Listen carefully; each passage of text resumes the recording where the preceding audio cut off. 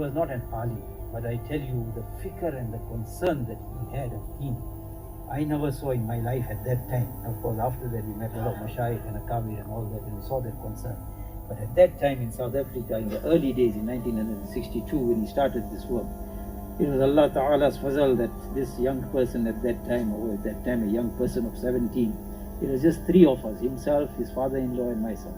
There was a bayan that took place in the Grey Street Masjid. Somebody wrote on the masjid board, Hajee Maulana, Hazrat Maulana Hajee Bhai Padia Sahib Damat Barakatuh will give bayan. So who knows that time? Very few ulama came to the country, so the masjid was packed.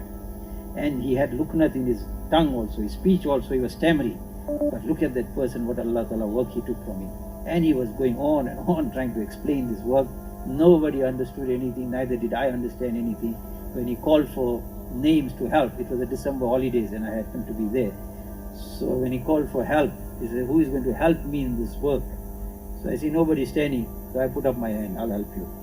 Then his father-in-law stood up and he gave his hand, and one another old man gave his hand. So now they're asking me, what help will you give him? I said, I don't know. In the first place, I didn't even understand what he was speaking in Urdu, but now I'm going to ask him. But the man is asking for help, then it's necessary that somebody must say, I'll help you. After that, find out whether you can help him or you can't. So that's how we started. Then we went to Amzinto. There, the first night, everybody was returning from overseas will go home. He said he went home, he met his wife and everything, and after the Isha, he came back to the masjid and he said, we're going to make i'tikaf in the masjid. Now, we never heard of i'tikaf in a masjid other than Ramadan. So again there, my late grandfather was there and I was at his place for holiday. So I said, this man is going to sleep alone in the masjid. He said, yeah. I said, he's going to sleep alone.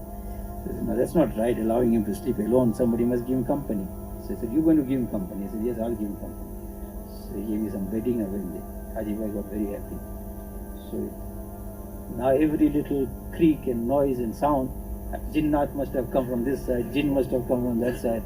And I was on its end. There's no way of sleeping because it was frightening. Because he put off all the lights. At the point that I'm going to bring now, he got up at about 2:30. Believe me, from 2:30, Fajr was 6 o'clock or something, from 2:30, he cried and he cried and he cried. For 2 solid hours he cried.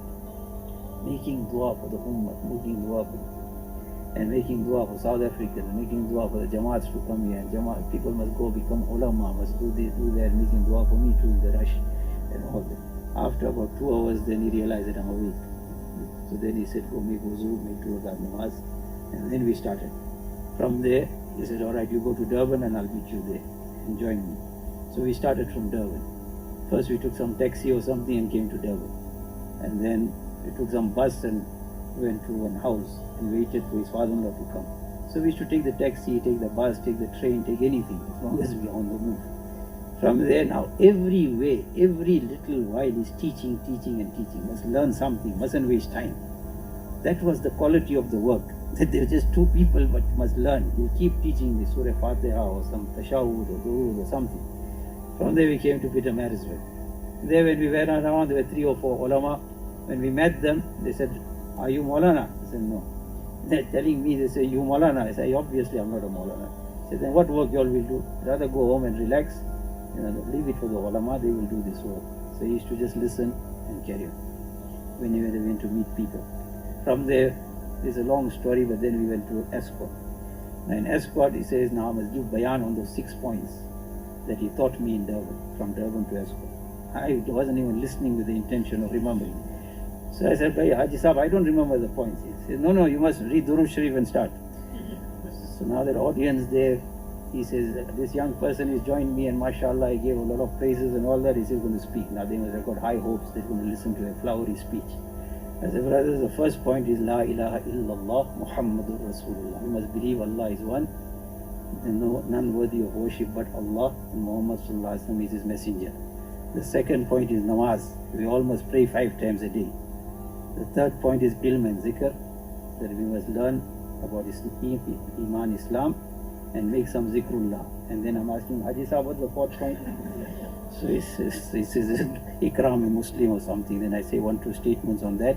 Haji Sahib, was the 5th point? He said, give me the 5th point. That was my first bayan in Escort. And we used to make gush and go and Then from there we went to Ladysmith. Nobody wants to listen. Then we came this side to Newcastle. Again, nobody wants to listen. We came to Johannesburg. We went to meet Hazrat Mufti Sanjalvi Rahmatullah alayhi, mashallah. He gave us a very good welcome and he gave us good nasihats and gave us a lot of dua. And then we met one or two other ulama and then some professional people and the late Musa Budania Rahmatullah alayhi. Now all these people, we met them. But generally there was nobody interested. Wherever he spoke also, I said, please, who's going to any names? Nobody interested. We went to Cape Town, the same thing. But he didn't give up hope. He just went on and on. But wherever we went, his crying of 2 hours was non-stop. Like it was a continuity in his life. These were the tears that planted those seeds. And that is what germinated. And today we got the tree, which is bearing millions of fruit. या अल्लाह हिदायत आमत अता फरमा या परवरदिगार आलम ईमान के हवा चला हिदायत का फैसला फरमा या Rahman you help us, you forgive us, and you guide us. Ya Allah, blow the wind of hidayah, blow the wind of sirat al-mustaqim, blow the wind of hidayah.